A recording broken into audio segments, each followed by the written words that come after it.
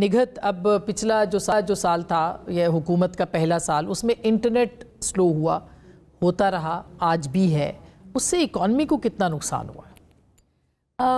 मेरे ख्याल में हम इकॉनमी की तो बात कर ही सकते हैं कि जो पाकिस्तान में इदारे हैं या सॉफ्टवेयर हाउसेस हैं या जो लोग इंटरनेट इस्तेमाल कर रहे हैं, अफराद भी, उन पे तो बहुत ज़्यादा असर हुआ ही हुआ है।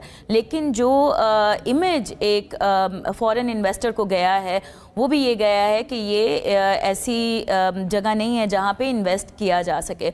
तो मेरा ख्याल में ये भी एक बहुत डिस्करेज एक इमेज गया है बाहर के लोगों को या कंपनीज को। इंटरनेट जो है वो अब बहुत से ममालिक उसको एक बुनियादी हक तस्वुर करते हैं, ख़ुद यूएन ने इसको बुनियादी हक करार दिया है।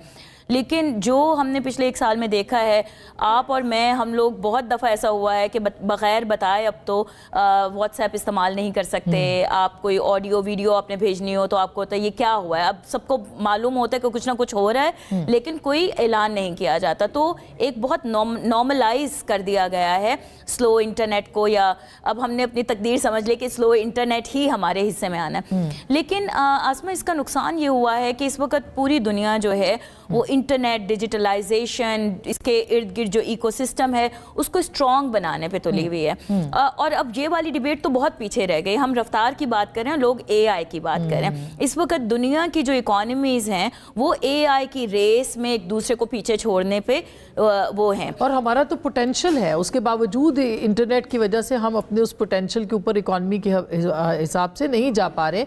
मैं इसके ऊपर तो मेरा ख्याल है शहबाज ने तो स्टोरीज भी की हुई है, मगर मैं उससे पहले आपसे ये पूछना चाहती हूँ कि रेगुलेशन की क्यों ज़रूरत नहीं है? हम कहते हैं ना कि नई रेगुलेशन होनी चाहिए। क्या हमने नहीं देखा कि मिस इन्फॉर्मेशन और डिस इन्फॉर्मेशन कैसे हुई है? आप इसका निशाना रही हैं, हम इसका निशाना बने।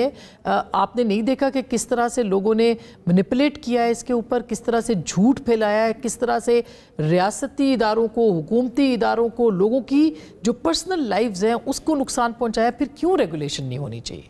लेकिन आसमा रेगुलेशन तो है मौजूद। पाकिस्तान में कवानीन तो मौजूद हैं। आप prevention of electronic crimes act itself एक बहुत बड़ा कानून है जिसकी इन्फोर्समेंट अगर आप प्रॉपर करें और उसमें जो मसाइल हैं उसको एड्रेस करें तो वो आपका एक कानून मौजूद है इस इकोसिस्टम के लिए। लेकिन अगर आप कानून पे कानून अपनी तेज़ी में लाते जाएंगे क्योंकि आपको लगेगा कि इसी तरीके से आप इस डिसइंफॉर्मेशन या फेक न्यूज़ को एड्रेस कर सकते हैं तो वो कोई हल नहीं है। अब ये जो कानून है ये एक तरह का आप यूँ समझ लें कि डरावा ही है ना, एक डंडा है कि ये हम पेनलाइज कर देंगे अगर किसी ने, और वो इतना कंट्रोल तरीके से कर दिया है कि कोई भी कुछ लिखने से पहले 100 दफ़ा सोचेगा कि कहीं मेरे ऊपर कोई बात तो नहीं, कोई मेरी शिकायत तो नहीं लगा देगा। तो रेगुलेशन, देखिए, रेगुलेट कंटेंट को पूरी दुनिया में किया जाता है, मॉडरेट किया जाता है कंटेंट को, लेकिन उसको पेनलाइज नहीं किया जाता। और दूसरी बात ये कि जो एग्जिस्टिंग है कवानीन, क्या आप उसको देख रहे हैं कि उसमें बेहतरियाँ लाई जा सकती हैं और उसको फिर आप क्यों ना बेहतर बनाएं और अपने जस्टिस सिस्टम को क्यों ना बेहतर बनाएं? अब देखिए, आप कानून लेकर आ गए, डेफेमेशन का लॉ है, उसको मजबूत बनाया जाए, उसको मजबूत बनाएं। लेकिन फिर आप अदालतें भी तो देखें ना। आप साइबर क्राइम की कोर्ट्स थी तो आप वहाँ पे कितनी तेज़ी आपने देखी। अब आपने इतने सालों में वहाँ पे कितनी तरक्की देखी, फोरेंसिक लैब्स के हवाले से, शहादतों के हवाले से, प्रोसेसेस के हवाले से। अभी भी जितनी भी ख़वातीन ये कानून को इस्तेमाल करती रही हैं और वो जाती रही हैं, किसी की सुनवाई होती थी, किसी की नहीं होती थी, किसी की होती थी 2-2, 3-3 साल वहाँ पे लग जाते थे।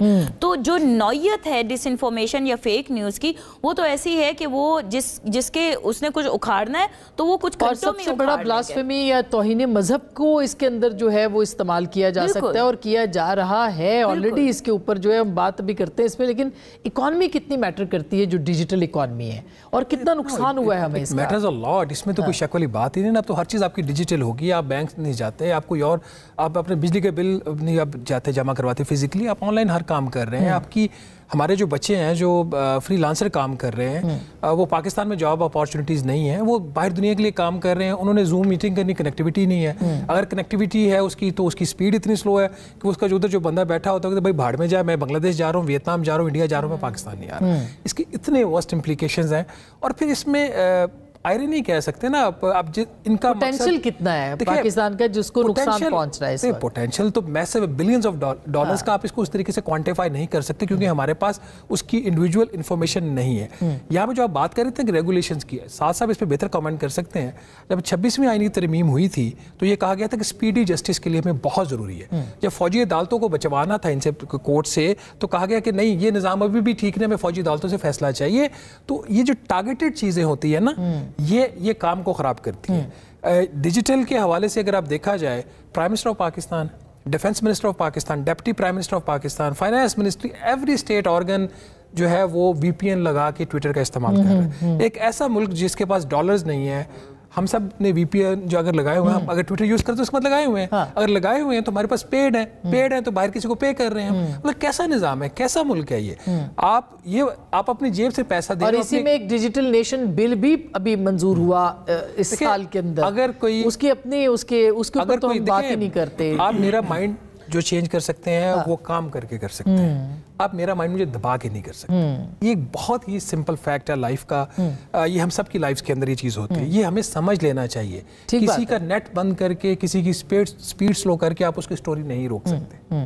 اور یہ جو معیشت ہے, یہ ساری جو کنٹرولڈ معیشت ہے جس کو کہ ابھی بڑے اچھے طریقے سے مظہر صاحب نے ڈیفائن بھی کیا, اس کا پاکستان کی سیاست کے اوپر بھی ظاہر ہے کہ فرق پڑ رہا ہے. آپ کو کیا لگتا ہے, جیسے ڈالر کو, ابھی ڈالر ہمارا بہرحال بہتر پوزیشن میں ہے, جس طریقے سے بھی ہے, یہ رہے گا اسی پوزیشن؟ اس میں مزے کی بات یہ ہے کہ ماضی میں یہ ہوتا تھا کہ جو ڈالر کی ایکچوئل پرائس تھی نا اسے کم رکھا جاتا تھا. جب اسحاق ڈار صاحب کے اوپر سب سے بڑا ایلیگیشن کیا لگتا تھا کہ ڈالر آپ کا 110 120 روپے کا, انہوں نے 104 پہ روک کے رکھا. اب یہ بالکل الٹ ہو گیا ہے.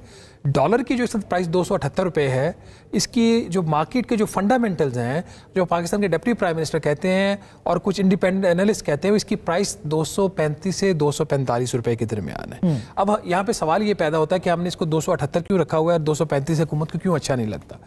کیونکہ باوجود آئی ایم ایف کے پروگرام کے پاکستان کو باہر سے پیسہ نہیں آ رہا اتنا جتنا پاکستان کو دیوالیہ ہونے سے بچنے کے لیے چاہیے. تو state bank of Pakistan dollar کی پرائس اوپر رکھ کے مارکیٹ سے ڈالر خرید رہا ہے. پہلے یہ ہوتا تھا کہ جو کمپیٹیٹو اگر ریٹ کے اوپر ڈالر آپ کو مل رہا ہوتا تھا, جو اس کی پرائس ہے اتنے پہ بھی ڈالر 19-20 کے فرق سے مل رہا ہوتا تھا, تو گریٹ چینل سے آپ کی ریمیٹنس بھی آ رہی تھی, آپ کی ایکسپورٹ کی بھی کچھ پروسیڈز آ رہی تھی. تو اب انہوں نے گرے کا جو فرق ہے اس کو ختم کرنے کے لیے اپنا نقصان اس طریقے سے کر رہے ہیں.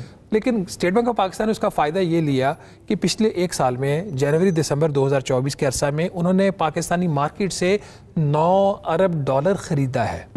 اگر یہ پرائس اب ازیوم کریں وہ 9 ارب ڈالر اگر اسٹیٹ بینک آف پاکستان نہ خریدتا تو آج جو ڈالر 278 کا ہے یہ شاید 235-240 کا ہوتا. No there is other side of the story, that is اگر یہ 9 ارب ڈالر بھی نہ ہوتا تو باوجود آئی ایم ایف پروگرام کے آپ 3 ارب ڈالر کے اوپر کھڑے ہوتے. تو ہمارے مسئلے اتنے سیریس, اتنے گمبھیر ہیں کہ مینجڈ کنٹرول, چاہے جوڈیشری ہو, میڈیا ہو, اکانومی ہو, یہ نظام اس طرح چلتا ہے. پرابلم پتہ کیا, مجھے ایک بڑی آج میں کسی دوست سے بات کر رہا تھا, 2005 میں جب ہم انٹرنیشنل ریلیشن میں چائنا کی فارن پالیسی پڑھ رہے تھے نا, تو اس وقت ہم نے یہ پڑھا چائنا کی پالیسی میں کہ 2030 میں جو چائنا ہے وہ دنیا کا نمبر 1 کنٹری ہوگا, اکنامک سپر پاور ہوگا. They are heading towards that. ہمیں 2005 میں ہم نے پڑھا تھا تو انہوں نے پتہ نہیں کب بنایا ہوگا. ہمیں 3 دن کا نہیں پتا, وہ 3 ڈیکیڈز کی ہم بات کر رہے ہیں, ہمیں 3 دن کا نہیں پتا 3 دن بعد ہماری پالیسی کیا ہوگی.